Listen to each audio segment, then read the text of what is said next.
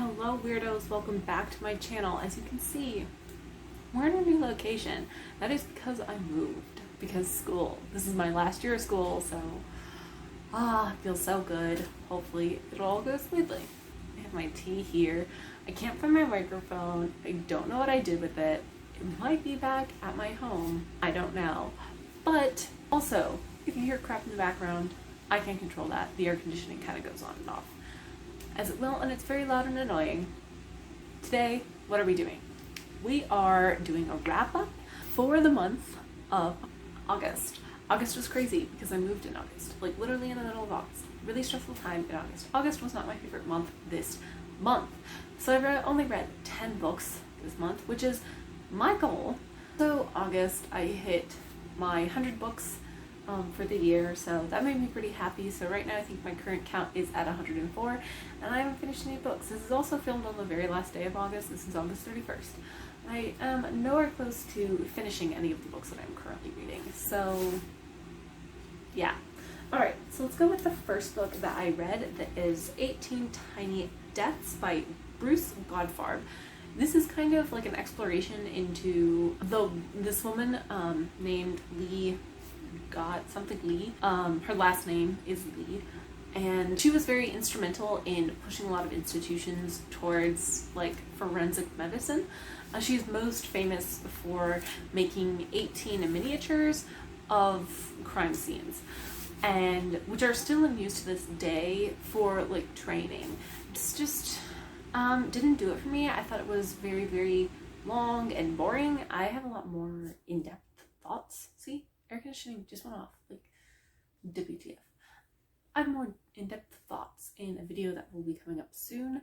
If you want to know more about it, it's basically, I read this book because it was part of a browsing bundle that I got from my local library, so look out for that video because it will be coming out soon because it's filmed. I just have to fucking edit it. That's that one. The next one is The Bear and the Nightingale. This is by Catherine Cho, and this one you follow this young woman, and she is like in touch with a lot of local spirits from Russian mythology. So there's things like a domovoi, who's kind of like the keeper of the house, like he lives in the hearth. He's meant to help protect the family. So you have all these little tiny things from Russian folklore incorporated into this story, and I really liked that aspect of it. I did a lot of, not a ton, but it was prompting me to do some like Google searches to figure out more about what this stuff was, and I really liked that.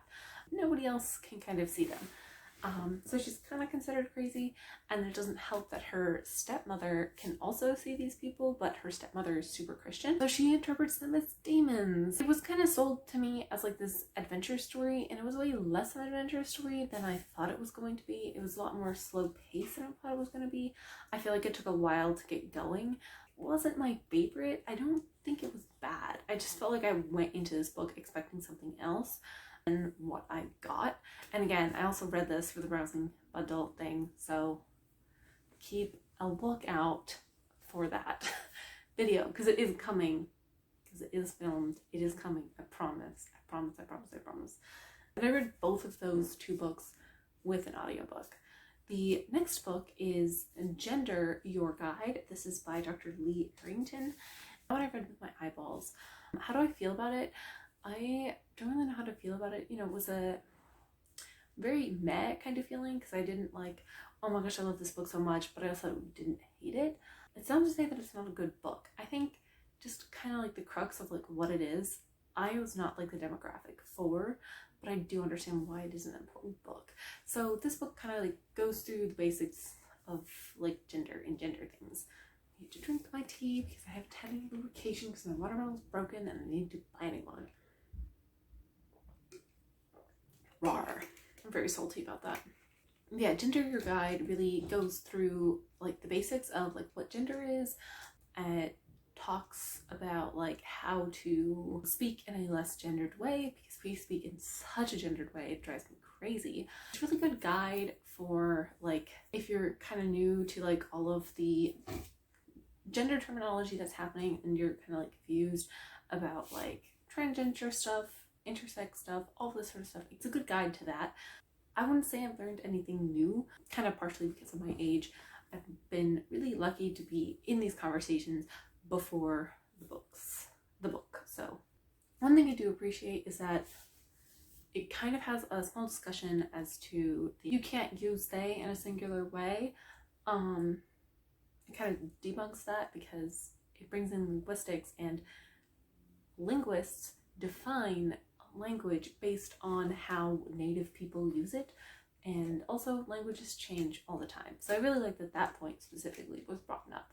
That's kind of all I have to say on that one. The next book is Genghis Khan and the Quest for God by Jack Weatherford. This is a book that I've been wanting to read for like a year now. If you go back and you watch Mid-Year Freakout Tag from last year, so 2020, not 2021, I said I wanted to finish that book by the end of this year, and here we are a year later, and I did finish it. So it took me a while to get to it. I keep meaning to get to it, and I was so glad I got to it because I really loved it. I wasn't expecting it to be kind of what it was. I thought I was going to talk more about Genghis Khan. Okay, let me know in the comments. Is it Genghis Khan or Chinggis Khan? I've heard it both ways, and I don't know which way it is. So I do own a copy of this book, and I did read this with audio. This did a really good job, like setting up like what the history going into Genghis Khan. It's almost like a history of Genghis Khan's life, almost a biography, but also mixed into how do he interact with religious spaces. I really appreciated it. I thought it was really interesting to look at all of the religious complexities like at the time, because people like to think that religions were very isolated and very siloed, but they weren't. They really weren't. There's a lot more mixing and cultural mixing than we think of. We think of today as being a very globalized world, which it is, but also even in the past, it also was incredibly globalized as well, or at least very culturally mixed, and there's lots more interactions than we tend to think of nowadays. I really enjoyed it. If you want to read about Genghis Khan, I would recommend that book. I thought it was good. The next book is Around the World in 80 Days. I did read this kind of following along because the edition I had with the audiobook was different than the edition I had with the physical book, and I don't like that. So I'm going to donate that book because it's like an abridged for like children, I think, is the one that I physically had. So how did I feel about this book? I thought it was going to be very boring. I thought the concept of someone making a bet to go around the world in 80 days is kind of boring. Luckily, there's like this heist element that's introduced where the main dude, I forget his name, is mistaken as like this robber, and he's constantly being chased by the police.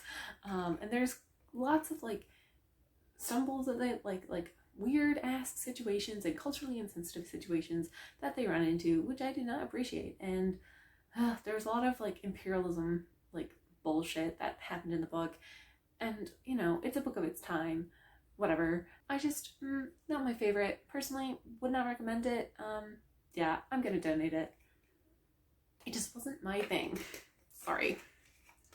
And it's not to say that like you can't enjoy books from that era. I just didn't find it anyway compelling in any like way that made me want to like feel the need to keep it.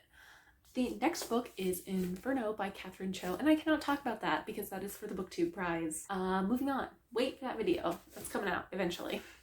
The next book is Girl with a Pearl Earring. This is by Tracy Chalavier. Dude, I don't know. Y'all know I cannot pronounce things that I haven't seen before. This is like a subgenre that I've read a handful of books in, which is like books about paintings, but they're like fictionalized. And they tend to focus on like whatever was the subject of the painting. I read one many years ago about like Degas and like the dancers that he painted it about. And like, I don't know, I feel like these are just all very boring. I read this book because I did own a copy of this book, and I read it with the audiobook too. It was very short. The audiobook was like 4 hours. This book was just fucking boring. Nothing happened. You follow this main girl. Again, I don't know who she is. She is forced to become like a maid for the dude who painted the painting's family. I do not know what the painter is. I do not remember.